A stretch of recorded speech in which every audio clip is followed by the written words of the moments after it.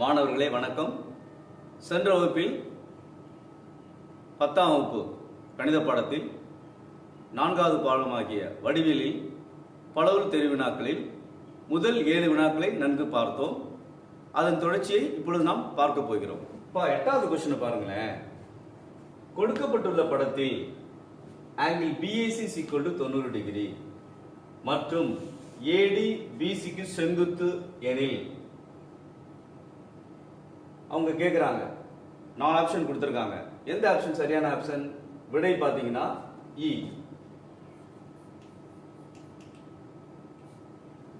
BD × CD = AD². நல்லா பாரு, இது செங்கோண முக்கோணம் BAC, ஆங்கிள் 90 சொல்லியிருக்கிறாங்க.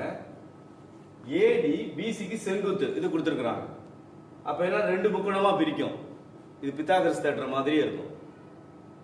அப்ப இந்த முக்கோணம் 1ன்னு கொடுத்திருக்கேன், இதை 2ன்னு கொடுத்துட்டேன். இந்த BAD எப்படி வேணா படிக்கலாம், அதை ABD எப்படி வேணா படிக்கலாம். புரியுதா? DBA பல விதத்துல இந்த முக்கோணத்தை படிக்கலாம். சரி, இந்த முக்கோணத்தை எப்படி எடுத்துக்கிறோம்? இந்த முக்கோணம் BAD 1வது முக்கோணம் கொடுக்கப்பட்ட முக்கோணத்திற்கு வடிவத்தவையாக இருக்கும். இந்த முக்கோணம் முதல் முக்கோணம் அப்படின்னு சொல்றது ஃபர்ஸ்ட் வச்சிருக்கேன் பாத்தியா?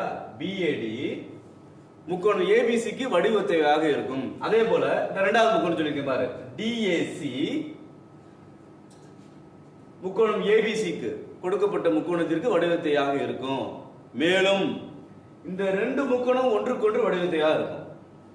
புரியுதா? இது தேற்றம்.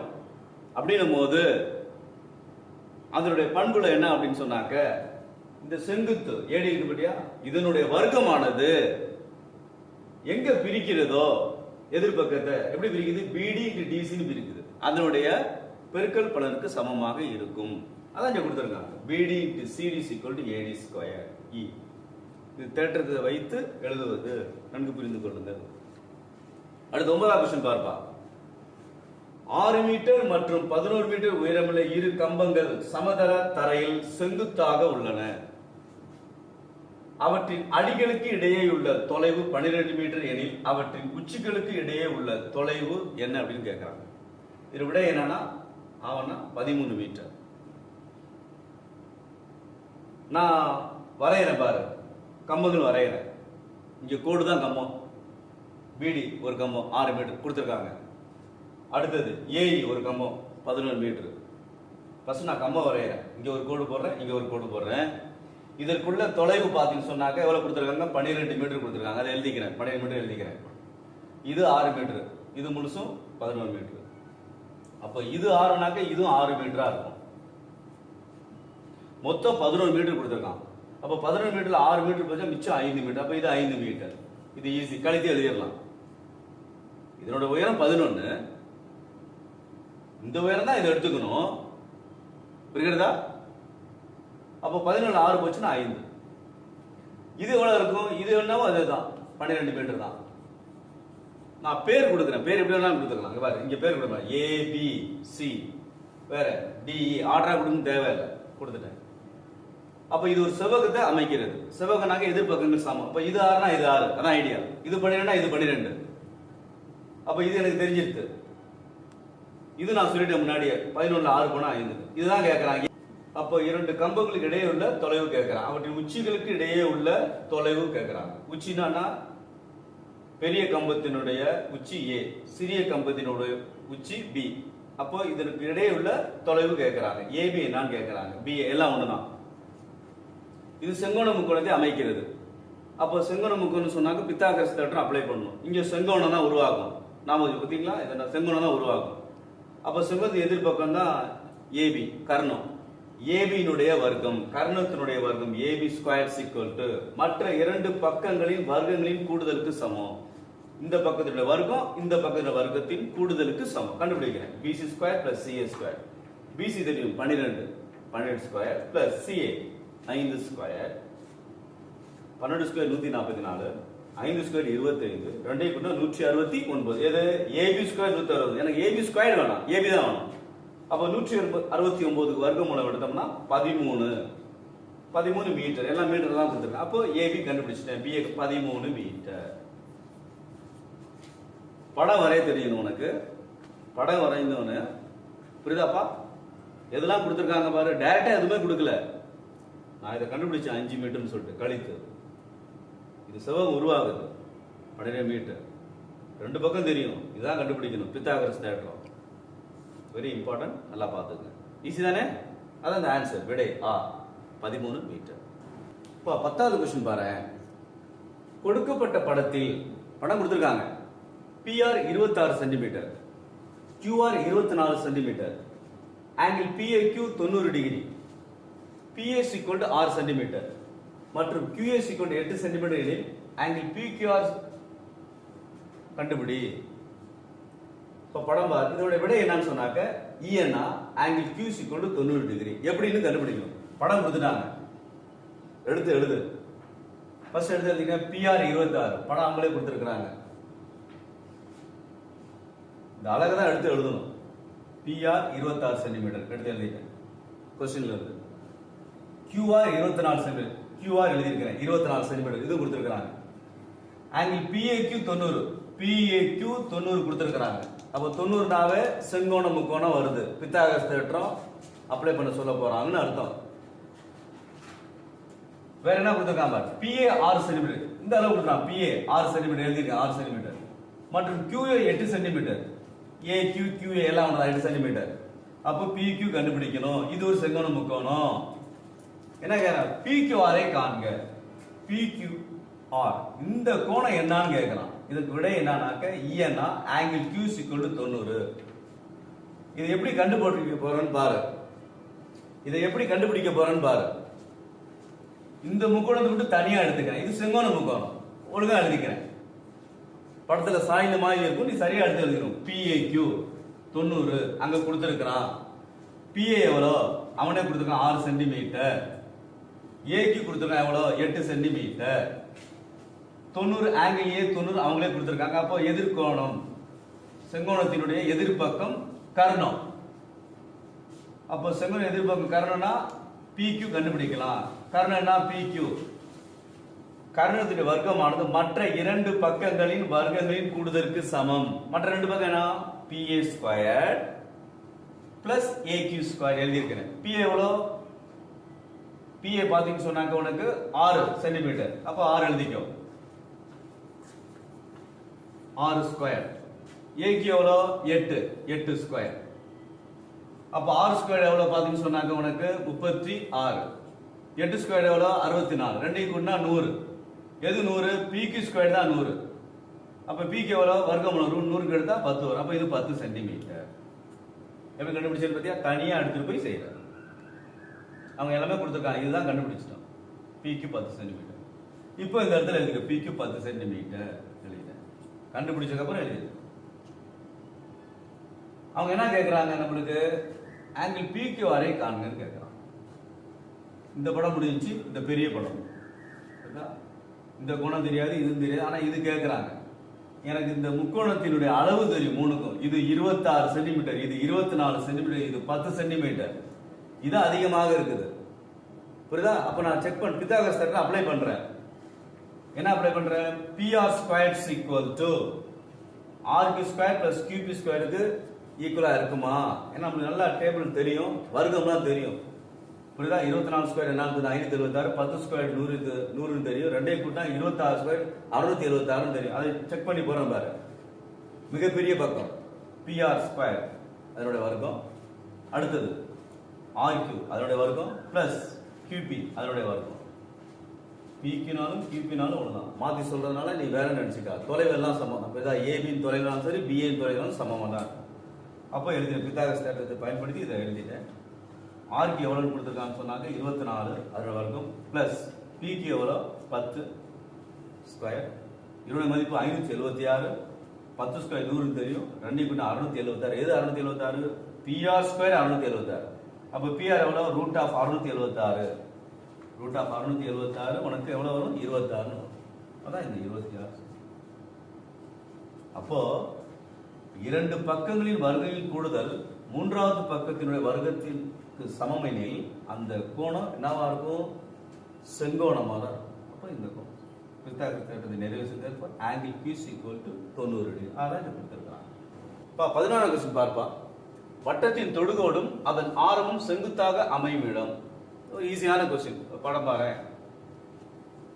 ஓ மையமாவுடைய ஒரு வட்டம், ஓபி தான் ஆரம். அடுத்தது என்னது? இது டான்ஜென்ட், பிடின்றது டான்ஜென்ட், தொடுகோடு. அப்போ தொடுபுள்ளி என்னது? பி தான். அப்படித்தானே? தொட்டுக்கொண்டு சொல்லும், வட்டத்தை ஒரு புள்ளியில தொட்டுக்கொண்டு செல்கிறது. இங்கே செங்கோணம் உருவாகும். அப்படின்னும் போது பார்த்தீங்கன்னா வட்டத்தின் ஆரமும் இந்த தொடுகோடும் எங்க சந்திக்கும்? இந்த தொடுபுள்ளியில தான் சந்திக்கும். அதான் ஆன்சர். ஆவணம் தொடுபுள்ளி. இங்கே தான் செங்குத்து உருவாகும். இது ஒரு தேற்றம். ஓகே, இது நல்லா உங்களுக்கு தெரியும். வட்டத்தின் ஆரமும் தொடுகோடும் சந்திக்கக்கூடிய புள்ளியில உருவாகக்கூடிய கோணம் செங்கோணமாக இருக்கும். அப்ப செங்கோணம் அங்க எங்க அமையும்? இந்த தொடுபுள்ளியில அமையும். அதுதான் இங்க ஆன்சர். அடுத்து 12வது கொஸ்டின் பார்ப்பா.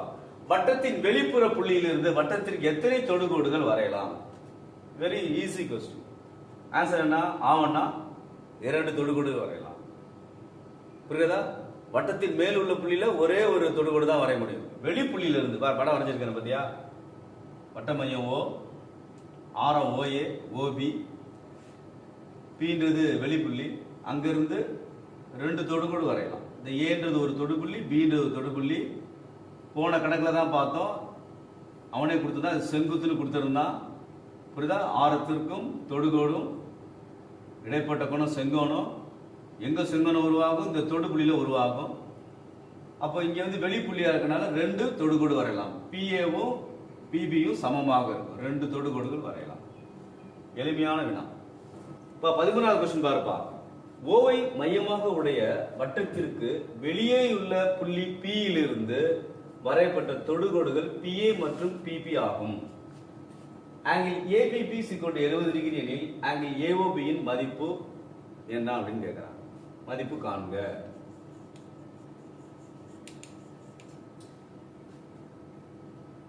ரெண்டு தொடு அவங்களே சொல்ல, வட்டத்துக்கு வெளியே இருக்குது. பின்ற புள்ளியில இருந்து வட்டத்திற்கு, புரியுதா? பிஏ ஒரு தொடுகோடு, பிபி ஒரு தொடுகோடு. Angle ABP 70 டிகிரின்றாங்க. ஏபிபி 70. நல்லா பார்க்கணும். நடுவில் என்ன இருக்கு பாரு? பி. அப்ப இந்த கோணம் 70 கொடுத்துருக்கான். இந்த கோணம் என்னன்னு கேட்கிறான். வேற எந்த அளவும் இல்லை, இந்த கோணம் கேட்கிறாங்க. நல்லா பாரு, இந்த படத்தை பார்த்தா உனக்கு தெரியும். இது எப்படி இருக்கு பாத்தியா? ஏ ஓ பி பி. இதை மட்டும் பார்க்கணும். இதை மட்டும் எடுத்து தனியா எடுத்து வரைஞ்சோமே பாரு. இங்க ஒரு புள்ளி, இங்க ஒரு புள்ளி, இங்க ஒரு புள்ளி, இங்க ஒரு புள்ளி, 4 புள்ளி இருக்குது. இதை மட்டும் தனியா எடுத்து வரைஞ்சோம்னா, நீ இது மட்டும் தனியா பாரு, இந்த வட்டம் இல்லாம நாற்கரம் இது ஆக்சுவலா. அப்ப நாற்கரத்தினுடைய கோணங்கள் கூடுதல் 360 டிகிரி. அதான் எடுத்து எழுதிக்கிறேன். இல்லையா? ஏஓ பிபி ஓர் நாற்கரம். 1 2 3 4 4 உச்சியோட நாற்கரம். அப்போ இந்த 4 கோணத்தினுடைய கூடுதல் தான் 360. ஒரு கோணம் 70 கொடுத்துருக்காங்க. இந்த கோணம் என்னன்னு நம்மளுக்கு தெரியும். இதுக்கு முன்னாடி ஒன்னோடலயே பார்த்தோம். புரியுதா? இது ஆரம், ஓஏ ஆரம், ஓபி ஆரம். இது தொடுகோடு. இது வந்து தொடு புள்ளி ஏ.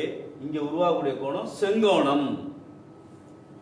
புரியுதா? தொடுகோட்டிற்கும் ஆரத்திற்கும் இடைப்பட்ட கோணம் செங்கோணம். அந்த பாயிண்ட் உனக்கு தெரின்றதுக்காக தான் இந்த கொஸ்டின். இது 90 டிகிரி. ஓபி ஆரம் தான். பிபி பிபி இது வந்து ஒரு தொடுகோடு.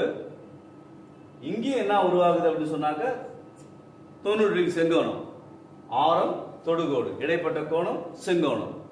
அப்ப இதுவும் 90, இதுவும் 90. அப்ப நாற்கரம்னு சொன்னேன். 3 கோணம் தெரிஞ்சிருச்சு. எடுத்து எழுதிடுறேன் பாரு. Angle A plus angle O plus angle B plus angle B = 360 degree. Angle A 90 தெரியும், ஆங்கிள் ஓ தெரியாது, கண்டுபிடிக்கணும். ஆங்கிள் பி 90 தெரியும், ஆங்கிள் பி அவங்களே கொடுத்துருக்காங்க, கூடுதல் 360. ஆங்கிள் ஓ தான் கண்டுபிடிக்கணும்.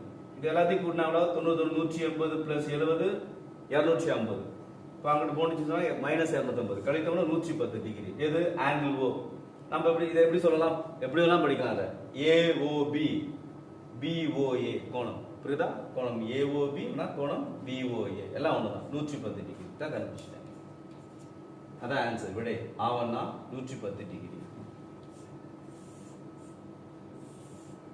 புரிஞ்சா? 14வது கொஸ்டின் பா. படத்தில் ஓவை மையமாக உடைய வட்டத்தின் தொடுகோடுகள் சிபி மற்றும் சிக்யூ ஆகும். ஏஆர்பி ஆனது வட்டத்தின் மீதுள்ள புள்ளி ஆர் வழியாக செல்லும் மற்றொரு தொடுகோடு ஆகும். சிபி 11 சென்டிமீட்டர் கொடுத்திருக்காங்க, பிசி 7 சென்டிமீட்டர் எனில் பிஆரின் நீளம் என்னன்னு கேட்டிருக்காங்க. நீளம் காண்க. நீளம் என்ன? இப்போ தொடர்ந்து வரக்கூடிய கணக்கெல்லாம் என்னன்னாக்க, வட்டத்தின் வெளிப்புள்ளியிலிருந்து வட்டத்திற்கு வரக்கூடிய இரண்டு தொடுகோடுகளை பற்றிய, வட்டத்தின் வெளிப்புள்ளியிலிருந்து வட்டத்திற்கு வரையப்படக்கூடிய இரண்டு தொடுகோடுகளை பற்றிய கணக்குகளாக இருக்குது. படம் அவங்களே கொடுத்துருக்கிறாங்க. என்னன்னு சொல்லி தான் எடுத்து எழுதிடு. இப்போ சிபி ஒரு தொடுகோடு, சிக்கு ஒரு தொடுகோடு. அப்போ இந்த ரெண்டு தொடுகோடுகளும் சமமாக இருக்கும். அளவு கொடுத்துருக்காங்க. என்ன கொடுத்துருக்காங்க? CP 11 centimetre. அப்போ சிபி 11, இது முழுசு 11 சென்டிமீட்டர். இதுல இருந்து இது வரைக்கும் 11 சென்டிமீட்டர். அப்போ இதுல சிக்யூ எவ்வளவா இருக்கும்? நிச்சயம் அதுவும் 11 சென்டிமீட்டர் தான் இருக்கும். இதுவும் 11 சென்டிமீட்டர் தான் இருக்கும். 11 சென்டிமீட்டர். வேற என்ன கொடுத்துருக்காங்க பாரு, பிசி 7 சென்டிமீட்டர். சிபி தான் கொடுத்துருந்தாங்க, ஆனா நான் இங்க 11 சென்டிமீட்டர் எழுதியிருக்கிறேன். ஏன்னா ரெண்டு தொடுகோடுகளும் சமம். புரியுதா? அது தெரியும் உங்களுக்கு. வட்டத்தின் வெளிப்புள்ளியிலிருந்து வட்டத்திற்கு வரையக்கூடிய ரெண்டு தொடுகோடுகளும் சமமாக தான் இருக்கும். அப்ப இது 11, இது 11 தான். பிசி 7, இது 7 சென்டிமீட்டர் கொடுத்துருக்காங்க. இதுல இருந்து இது வரைக்கும் 7 கொடுத்துருக்காங்க. இது முழுசுமே 11. அப்ப இது எவ்வளவு? இப்ப 11ல 7 போச்சுன்னு சொன்னா 4 சென்டிமீட்டர். இது 4 சென்டிமீட்டர். அதான் ஐடியா கொடுத்துருக்காங்க. பத்தியா? சிபி 11 கொடுத்துருக்காங்க. நம்மளுக்கு தெரியும் சிபியும் சிக்யூவும் சமம். சிபியும் சிக்யூவும் சமம். ஏன்னா ரெண்டு தொடுகோடு. பிசி 7 கொடுத்துருக்காங்க, எழுதிக்கிட்டேன். பிக்யூ எவ்வளோ? பிக்யூ எவ்வளோன்னு சொன்னா மொத்தம் 11ல இருந்து இந்த 7 கழிச்சிடணும், 4 சென்டிமீட்டர். ஆனா என்ன கேட்கறாங்க? பிஆர்ஐ நீளம் என்னன்னு கேட்கறாங்க. அது இது ஒரு சொல்லியிருக்கலாம். இது ஒரு தொடுகோடு, ஏஆர்பி ஒரு தொடுகோடு கொஸ்டின்ல கொடுத்துருக்காங்க. ஆறுன்றது தொடுபுள்ளி. சரி, அப்போ பார்த்து சொன்னாக்க நல்லா கவனிக்கணும். வட்டத்தின் வெளிப்புள்ளியிலிருந்து வட்டத்திற்கு ரெண்டு தொடுகோடு வரையலாம். அதே வெளிப்புள்ளி தான் இந்த வட்டத்திற்கு இங்க ஒண்ணு இருக்குது, பி. இது ஒரு தொடுகோடு, இது ஒரு தொடுகோடு. நல்லா கவனிக்கணும். இது ஒரு தொடுகோடு, இது ஒரு தொடுகோடு. அப்போ வட்டத்தின் வெளிப்புள்ளியிலிருந்து வட்டத்திற்கு வரையப்பட ரெண்டு தொடுகோடுகள் சமமாக இருக்கு. இது ரெண்டும் சமம். பிஆரும் இந்த பிக்யூவும் சமம். நம்மளுக்கு பிக்யூ கண்டுபிடிச்சிருக்கோம் 4 சென்டிமீட்டர். அப்ப பிஆர் வச்சு என்னவா இருக்கும்? இது 4 சென்டிமீட்டர் தான். பாத்தியா எப்படிலாம் கொடுக்குறாங்க? பாத்தியா? இந்த அளவு கொடுத்து இந்த அளவு கேட்கிறாங்க. இதே தான் நம்ம இது எடுத்துக்கிறோம். ரெண்டு தொடுகோடு இந்த அளவு கொடுத்துருக்காங்க. பாதி பிசி கொடுத்துருக்காங்க 7. அப்போ மொத்தத்திலிருந்து கழிக்கணும், இது கிடைச்சிடும். இது கேட்கலாம, இதை கேட்கலாம். அப்போ ஒரு ஐடியா வரணும். இது வந்து வெளியே தொடுப்புள்ளி, இந்த ரெண்டு தொடுகோடு உருவாகிறது, இது ரெண்டும் சமம்னு சொல்றேன். Very important question. ஸ்டெப்ஸ் நான் ஒன் பை ஒன்னா போட்டிருக்கேன். நல்லா கவனிச்சு இந்த கணக்கு புரிந்து கொள்ளுங்க. இப்போ 15வது கொஸ்டின் பார்ப்பா. கடைசி ஒன்வர்ட் கொஸ்டின். படத்தில் உள்ளவாறு ஓவை மையமாக கொண்ட வட்டத்தின் தொடுகோடு பிஆர் எனில் ஆங்கிள் பிஓக்யூ ஆனது என்னன்னு கேட்கிறாங்க. இதுக்கு ஆன்சர் என்ன ஆவன்னா 120 டிகிரி. படம் அவங்களே கொடுத்துருக்காங்க. வட்ட மையம் ஓன்ட்டாங்க. தொடுகோடு பிஆர். தொடுகோடு பிஆர். தொடுகோடுனா தொடுபுள்ளி வழியே செல்வது. புரியுதா? டச் பண்ணிட்டு போகும். பிஆர் கொடுத்துருக்காங்க. வேற என்ன சார் கொடுத்துருக்காங்க? அவங்களும் என்ன கொடுத்துருக்காங்க? இந்த ஆங்கிள் கொடுத்துருக்காங்க பாரு. இது பிஓக்யூ. இது ஒரு முக்கோணம் கொடுத்துருக்காங்க, வட்டத்துக்குள்ள இருக்குது. இந்த கோணம் கொடுத்துருக்காங்க, அதாவது ஆர்பிக்யூ கொடுத்துருக்காங்க 60 டிகிரி. இந்த கோணத்தை படிக்கணும். ஆர்பிக்யூ 60.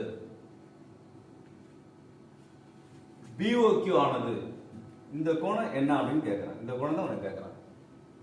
இதுல முக்கியமானது பிஓ என்ன ஆரம், ஓக்யூ என்ன ஆரம். இப்ப நம்மளுக்கு தெரியும் ஓபியும் ஓக்யூ ஆரம். மேலும் ஒரு தேற்றம் தெரியும். புரியுதா? நம்மளுக்கு ஐடியா தெரியும். என்னன்னாக்க இந்த தொடுபுள்ளி வழியே செல்லக்கூடிய தொடுகோட்டிற்கும் இந்த ஆரத்திற்கும் இடைப்பட்ட கோணம் செங்கோணம். ரொம்ப இம்பார்ட்டன்ட். இந்த இடத்துல செங்கோணம் உருவாகிறது. இதுக்கு முன்னாடி ஒன்வர்ட்லயும் பார்த்தோம், உங்களுக்கு நல்லாவே தெரியும். ஆரத்திற்கும் தொடுகோட்டிற்கும் இடைப்பட்ட கோணம் செங்கோணம். அதான் எழுதியிருக்கிறேன். Angle B equal to 90 degree. இது தெரிஞ்சா அதை கணக்கு செய்யலாம், எல்லாம் செய்ய முடியாது. தொடுகோடு தொடுபுள்ளி வழி ஆரன்னு போட்டேன். அப்போ அங்க செங்கோணம் உருவாகிறது. இந்த இடத்துல ஆங்கிள் பி 90. ஆனா அவங்க பிரிச்சிருக்காங்க ஆர்பிக்யூ 60ன்னு பிரிச்சிருக்காங்க, 60 டிகிரி பிரிச்சிருக்காங்க. அப்போ 90ல 60 போனா எவ்வளோ? 30 டிகிரி. அப்ப எழுதிக்கோ, that is OPQ. OPQ angle OPQ is equal to 90ல இருந்து 60 கழித்தா உங்களுக்கு 30 டிகிரி. புரியுதா? இது முழுசும் 90 செங்கோணம். 60 கொடுத்துருக்காங்க. ஒன்லி இந்த பார்ட் தான் கொடுத்துருக்காங்க, ஆர்பிக்கு தான் கொடுத்துருக்காங்க. நான் இதை மட்டும் தான் கண்டுபிடிக்கிறேன். அப்போ இது முழுசு 90 போது 90ல 60 போச்சுன்னா 30 டிகிரி. சரி, இது 30 டிகிரி எழுதிக்குவேன்.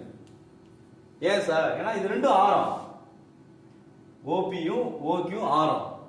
அப்ப ரெண்டும் சமம். இது ஒரு முக்கோணம். என்ன முக்கோணம்? இருசம பக்க முக்கோணம். ரெண்டு பக்கங்கள் சமம்னாக்க ரெண்டு கோணங்கள் சமமா இருக்கும். இங்க நம்ம கோணங்கள் சமம் நம்ம கண்டுபிடிச்சிட்டோம்.